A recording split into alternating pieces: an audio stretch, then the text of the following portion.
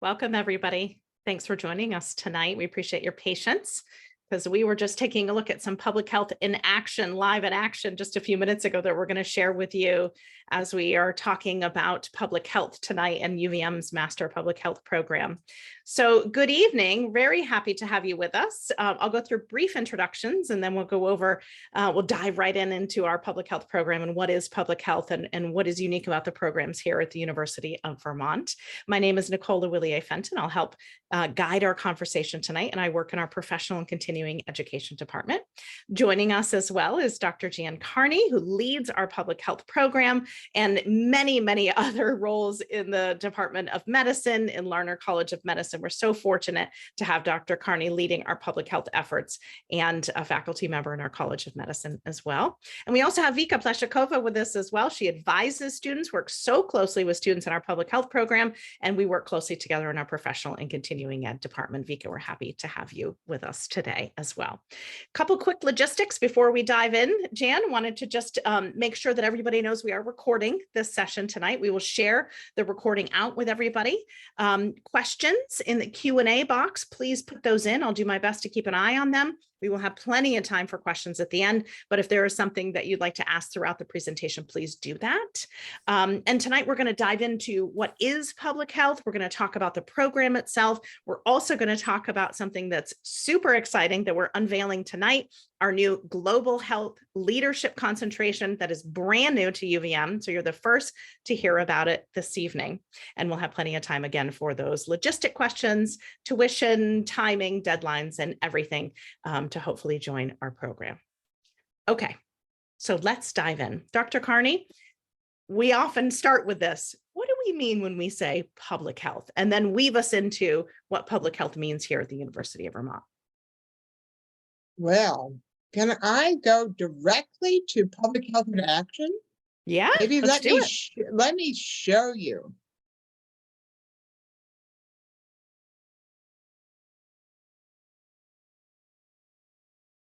So Dr. Carney is going to take the screen here and she's going to show us what many people are experiencing right now. We are here in Vermont, as you can see on the map, a lot of air quality concerns. Right. So this is what's happening right now. And in the areas of public health and environmental public health, we learned about how the quality of the air can impact our health. So this is what's currently going on now in the 8-hour smoke forecast. This is a great interactive video from the New York Times and where it is and where's it going to be.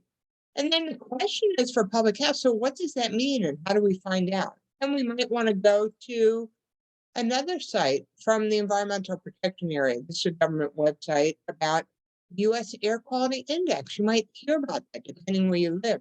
What does that mean? Why is it important? And on a temporary basis, people who are healthy probably have minimal impact, but people have allergies or asthma, people may have chronic lung disease, for example, might be much more sensitive to the impact of that. So I just want to take this opportunity to show you that every day something is going on in public health. And we, as public health professionals, whether students or faculty, the staff in the program, are all involved in many of these areas. Great. Thank you, Jan. I'll take back and get us back over here to take a look at the slideshows again. Awesome. Public health in action. I think that's such a great demonstration of how timely and relevant this program is. Maybe share with us, Jan, why did you want to share this slide as well from the World Health Organization? We're going to talk a little bit about global opportunities. So I wanted to show you some of the things the World Health Organization is working on right now, but really health in many cases doesn't have borders. We know that from the COVID-19 pandemic. We know that from the same kind of climate change issues that are impacting our world, our entire world. So everything from infectious disease outbreaks and recently our pandemic to sometimes war and public health or flooding or weather emergencies can be issues locally or globally. So here's another, this is from the World Health Organization, and this is the United Nations Sustainable Development Goals. And one of them is good health and well-being, to ensure healthy lives and promote well-being for all at all ages. And that includes a lot of things: what the air we breathe, the water we drink, the food we eat, whether we have enough food, do we have social connections, do we have education, as well as access to healthcare. And these are the social determinants of health. In recent years, I think people have been much more conscious about what impacts our health besides healthcare. When you think about health, people think immediately about healthcare, and access to healthcare is fundamental, foundational, to help us both prevent health conditions and have access to ongoing primary and preventative care.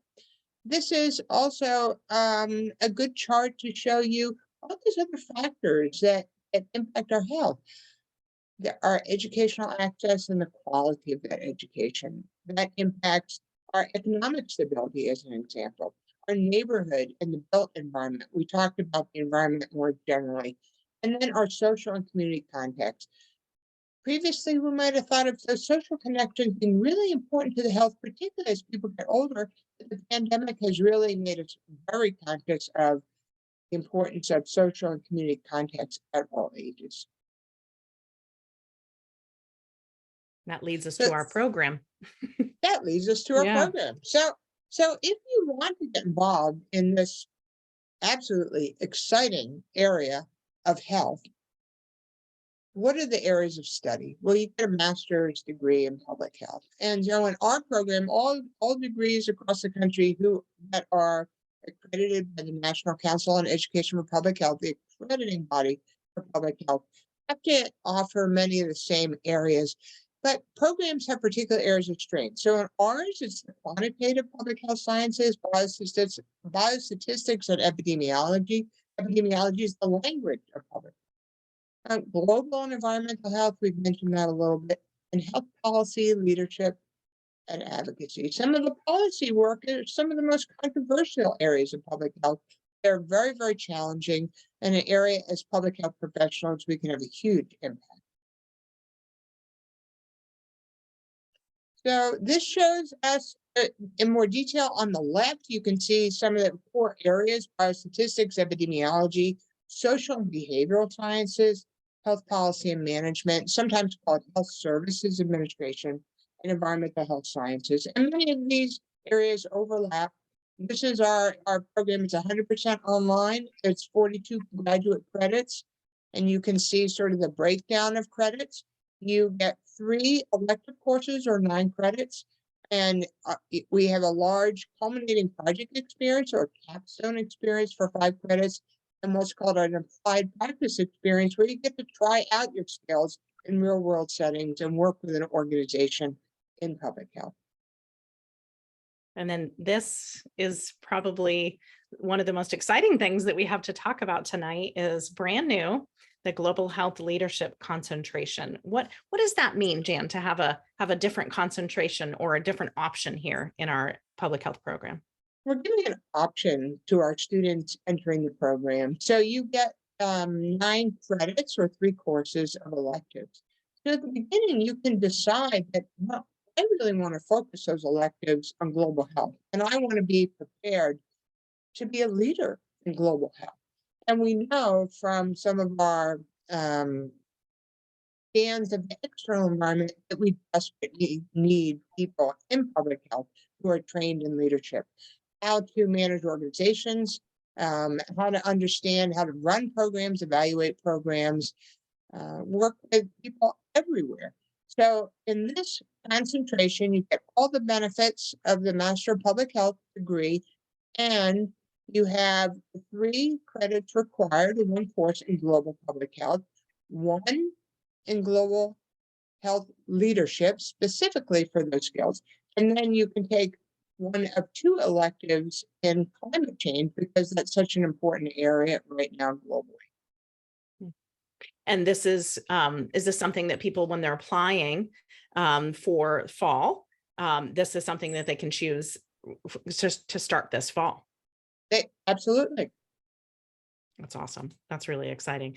So thank you, Jan. We're going to give you a break for a moment and let Vika jump in.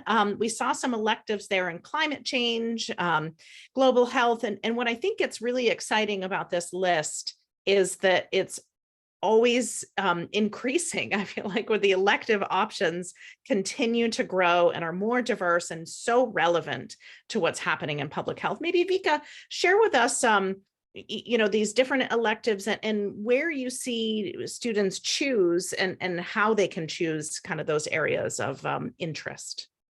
Sure. And as you put it, Nicole, some of these electives do reflect what's happening in the field of public health these days. And besides some of our regularly offered electives, we continue to offer new ones based on what's happening in the world and around us, and our faculty are experts in those areas. So we're very lucky to have them provide us with the most relevant information.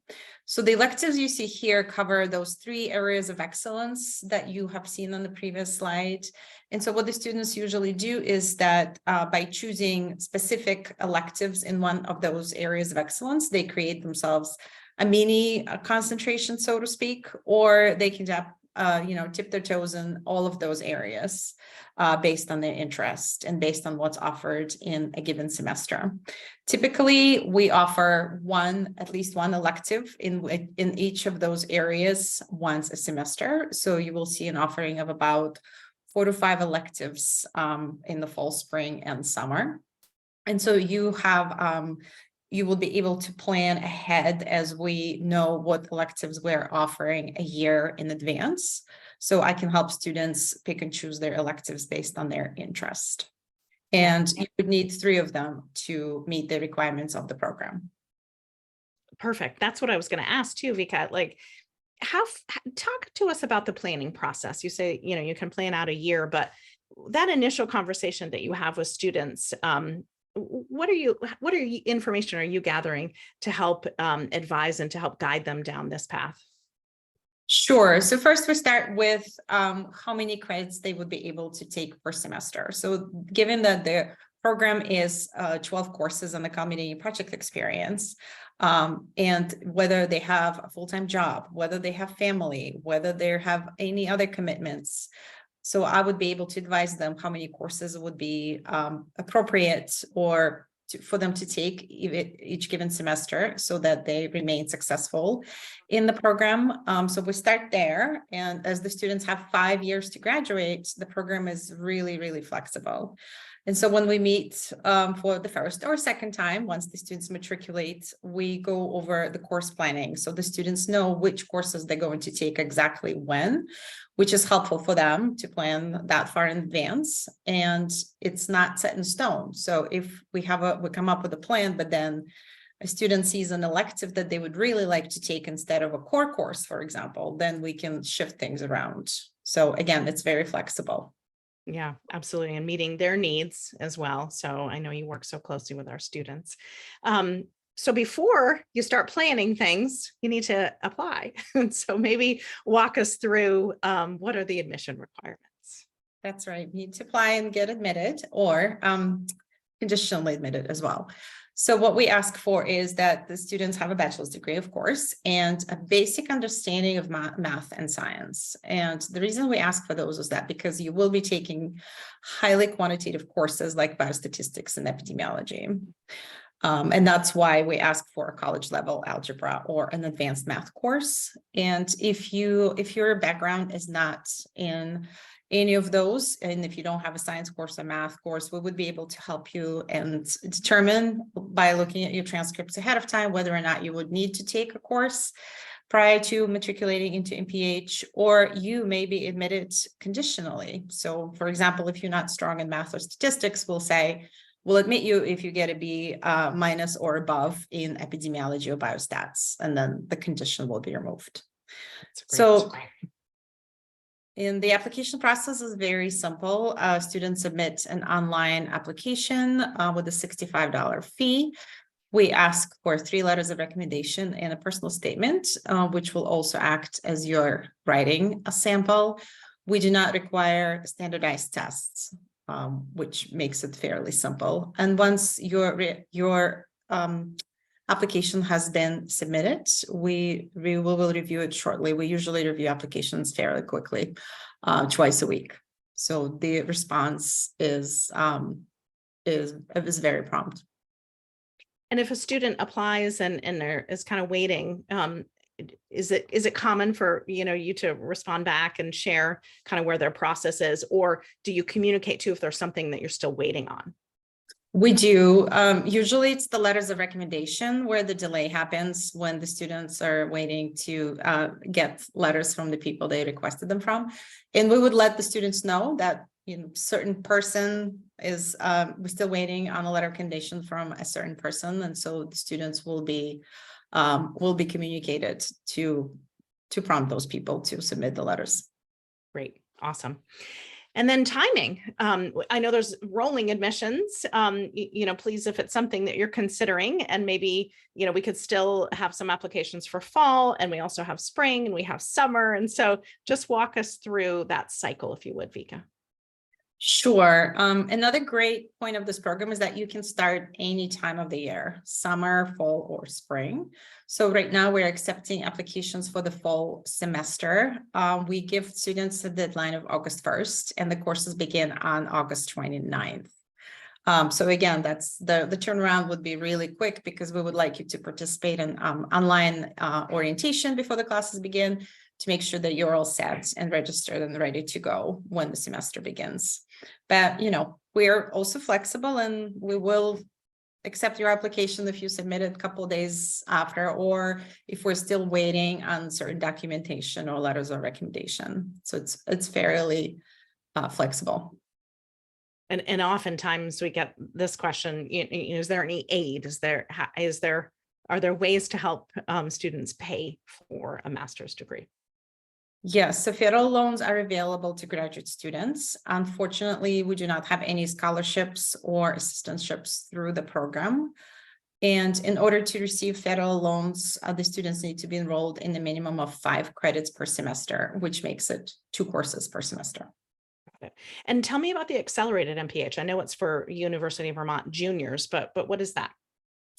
Sure. So the UVM students have a chance to jumpstart on M.P.H by taking up to 3 public health courses during their senior year, and then completing the program within a year after they graduate with their bachelor's degree. And usually they would start with taking 3 courses during their senior year, and then doing the courses the following summer, fall, and spring. Great opportunity. And Jan, I'll have you kind of on deck here, because I know you'll have some input on this too. But Vika, this is probably a question you get a lot too. If people aren't in public health and maybe they're exploring adding this graduate degree to their credentials and portfolio, do you get this question, what am I going to do with it? Or what are the right areas for me to focus in for career development with an M.P.H degree?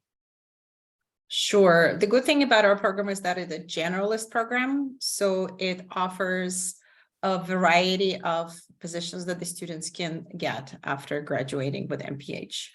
We also have an extensive network of alums. We have a LinkedIn group, which is available to our current students. So if you're interested in any of those areas, and if you see one of our alumni who is employed, we do have a water quality planner in Connecticut right now, for example. So it provides a great opportunity for our students to connect with those alumni, be it in a specific area of public health or a specific geographical area that the students would like to be in. And we also have a career coach with the program. So she's offering her services to our students, along with the help with resume, job search, cover letters, and all of those logistical things. But that's not that's not just for current students, though. That's a wonderful benefit that alumni as well. Exactly. That's awesome. Jan, tell us about this, because you worked in public health for many, many years. Yeah. What gets you excited about this list, and where are you seeing the growth opportunities, I think, in public health right now? I think that you have so many possibilities, and, and one of the things that we work hard to to do is prepare our graduates to actually use what they've learned in the program. And I think that's really exciting. And we have many graduates working in different areas. And we have people in healthcare as an example. They might come from healthcare or be involved in healthcare in some way. So as a nurse, there's opportunities as a public health nurse. But there's so many other opportunities in nursing because our health system is becoming more population focused. So you have population health management and panel managers. So there might be opportunities in healthcare, opportunities in not-for-profit organizations, in government organizations, such as health departments anywhere. And within the health departments, there are all kinds of different areas. If you're more interested in epidemiology or environmental public health, or epidemiology and biostatistics, there are many different opportunities, and that's what I love about public health, because as we showed you at the beginning, there's something new and exciting, sometimes very dangerous every day, and we're prepared to help people in different ways. Awesome. Great. Thank you, Vika. And thank you, Jan. It's now your turn, our participants. What questions do you have for Dr. Carney or Vika that we can answer about University of Vermont's Lerner College of Medicine public health program? And especially maybe thinking about that global health leadership concentration, as that's something new that we're sharing today. So please do put any questions in the Q&A, and I do have that up and we can talk about those as well. And maybe while you're thinking of your questions, I might ask Jan, one of the things that we had on the slide in the very beginning is the CEPH accreditation. And that is something that I know Vika probably gets those questions a lot, is this program CEPH accredited? Why is that significant, Jan? And I know that's a very lengthy and wonderful process to go through to be accredited, but why does that matter? It's basically the national seal of quality for public health education. And so that when you have earned that accreditation, that means that your program has met all of the standards and requirements for the highest quality public health education. So that's what we want for our graduates. And also that's Vika, maybe you could speak to this, that a lot of jobs look for that accreditation, and what are maybe some of the ones that come to mind that often have that as maybe a requirement? I'll defer to Dr. Carney because it probably varies. Some of the jobs, for example, we've had one of our graduates entered a very prestigious fellowship with the CDC as an example. So some of the works like the CDC might require graduation from a CEPH accredited program or school. Got it. Yeah, I know that comes up quite a bit in inquiring about and the reasons why, because obviously they're looking at a job, that might have that as a requirement. So making sure they're checking that box. We do have a couple questions, so I wanted to address those as well. From Isabella, we have a question: how flexible is this program with students who may be working full time? Thank you for that question. That's such a wonderful question. I know we have a high percentage of our students who do work full time, but Vika, maybe do you want to take this one? Sure. So as I said before, you have 5 years to graduate. And I did have a student who is just graduating by taking one course per semester. So it was very tight. We have to make sure we plan way in advance so that you would fit into the 5-year limit. But most of my students who work full time and have families are able to manage 2 courses per semester. And in the summer, the courses are short and intensive. So they're 6 weeks long each. And so there's a possibility for you to take one course at a time. So you're just focusing on one subject, but at the same time, you're able to take 2 courses back to back and still have some of the summer break. So it's very individual, and we would work with the students to make a plan that would work for them and meet their needs. Dr. Carney, you designed this program to be online right from the beginning. There wasn't a transition. It was when you launched this program, you intentionally made this incredibly accessible to people all over the world, and working folks as well.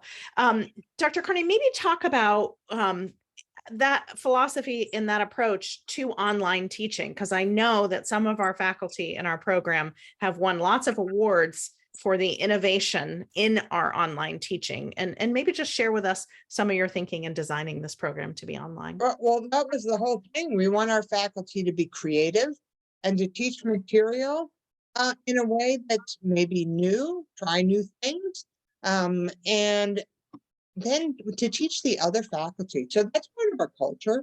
And we use, for example, we have a new learning management system here at UVM, but we also use, for example, a discussion tool called Yellow Dig that really allows our students to interact with each other, have great discussions. I'm actually teaching a class right now, and it allows me to give fun emojis and accolades when a student says something wonderful in a discussion, be part of that conversation and really engage with students. And you don't have to all be there at the same time every moment, but over say like a 24-hour period, everybody can be part of the conversation.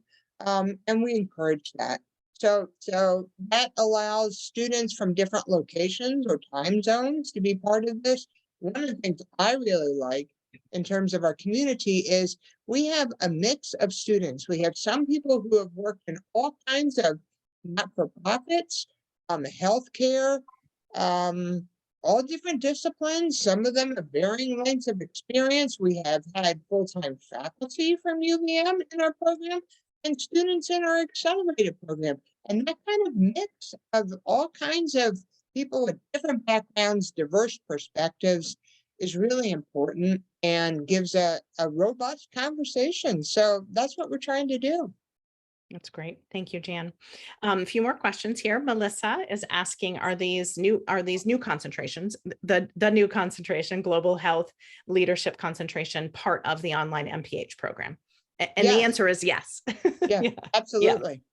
Yes, you bet. And we can sit back to that slide in just a moment just to see the courses for the new concentration, if you'd like to see that. So Tina asks, for people who are working full-time and want to determine how much time they can budget into their week, can you let us know how much time we should allot for each course each week, including class, online time, and homework? Right? You're getting down right to those details, Tina, I can tell. What do you think about that? You have to plan for those things. Usually it depends on the course and on the students' learning abilities and the style. But I would say on average, plan to spend 7 to 10 hours per course per week. The modules for each course are released on a weekly basis. And even though you do the work on your own time, you still have deadlines to complete assignments, projects, and papers. Great question. And I just zipped back over to the global health leadership concentration so you can see some of those courses that, yes, are 100%. Our entire program is online. So Lisa asks, if someone already has a master's degree, mine is a master's of science in human service administration, would they be able to apply some of their MS courses towards their M.P.H degree? I'm not sure who wants to take that one. I can answer that question. Unfortunately, when the degree is terminal and you've already received your master's degree, you would not be able to apply those credits towards a second master's degree at the university. If you have some classes, some graduate level courses, we would be happy to look at the syllabus and determine whether that course can be taken as an elective towards M.P.H, for example. Great. Awesome question.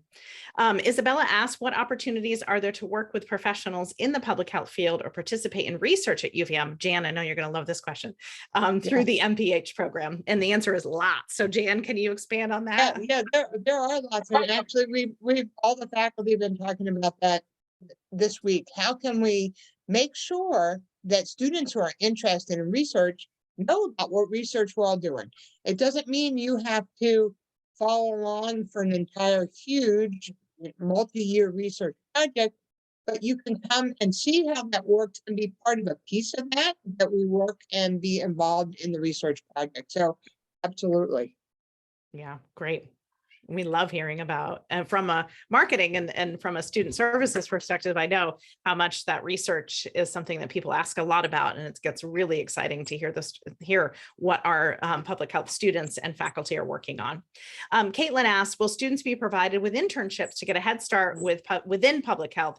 And if they have no prior experience, or will they have to find their own opportunities? Probably the applied practice and some of the, yeah, and I can jump back to that slide, whoever would like to take that and talk about this.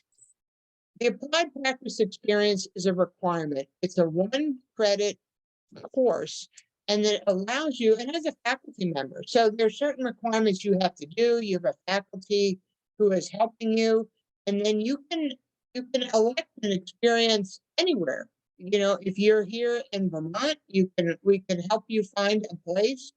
You make a contact, you do some kind of work for them and have some work credits for them, and it's all spelled out in the course, but it's a specific course so that every student in the program gets an opportunity to try out an area they want to try and work in. Great. And another question about internships recommending as part of the culinary experience requirement. And I'm hoping Jan may have answered that for you as well. But Jan, do people come in and say, this is something I'm interested in, and then they're seeing a different, variety of different organizations? Yeah, just maybe a little bit more detail on that process. Okay, so there's 2 aspects to this capstone or this culminating project. The first is the culminating project experience. And what that is, it's 5 credits. It's done in teams. And what you do is you do a project with a large data set. There's faculty, and you also have a project mentor. So you're kind of guided through team science in sort of a real world public health research type experience. And you do that 100% online, and the faculty work with you. You develop a poster. We have a virtual poster session. You do a manuscript. You don't have to publish that, but you get the experience of actually developing a scientific question with public health data and developing that into a project with team members. So that's that 5 credit. The 1 credit that's very different, and what the faculty who are running that try very hard to do is match students who have certain interests in certain areas. Because we have large data sets in different areas, we'll be adding data sets in global public health now as a part of this new concentration. And then that's the sort of culminating project experience. And then we have the 1 credit applied practice experience, which is more how does this work out in a different type of organization I want to work in? Yeah, but probably more similar to internship. I think that's kind of what they were trying to equate it to. Yeah. So another question, and then we'll start wrapping up here. You guys have asked wonderful questions tonight. Thank you so much for your participation. If a student took Vika, this is for you, a reasonable amount of credits each semester, how many years could they complete the program? How quickly could they complete the program? The fastest track is 15 months, but you do have to start in the summer because you do need to take prerequisite courses for the accommodating project experience, which is a fall spring sequence. Most of my students who are taking 2 to 3 courses per semester complete the program 2.5 to 3 years. Great. Awesome. And I just wanted to have that slide up again, some of those dates. If you are interested in applying and starting with us this fall, there's still time, and you can email us at learn@uvm.edu, and we're happy to answer any other questions that we may not have gotten to tonight, or any specific questions that you may have related to admission or outcomes of this program.